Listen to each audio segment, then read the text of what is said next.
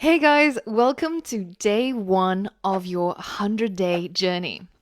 And today we're going to learn about printing, commenting, debugging, string manipulation, and variables. So it's chock-a-block full of really fun stuff. And by the end of today, you will have created a band name generator program.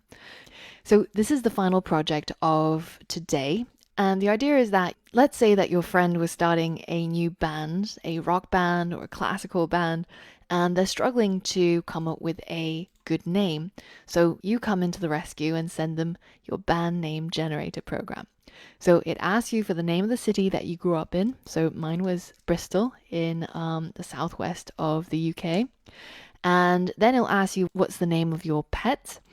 I had a pet rabbit when I was younger, and I am probably the least imaginative person, classic programmer personality. So I called my rabbit Rabbit.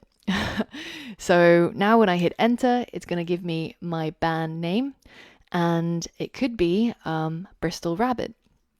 So that sounds pretty cool. It could be like a rock band. So this is what you're going to make, and in the process, in order to create this, you're going to learn about printing, inputting, commenting, debugging, name errors, syntax errors, string manipulation, variables, and a whole lot more.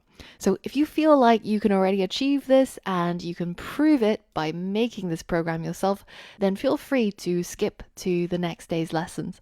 But for most of you, even if you've started learning Python programming, there's probably still a lot of new things that you'll find in today's lessons. Now, as with all the projects that we're making in this course, you get to try it out before you make it. So you can either go to the URL.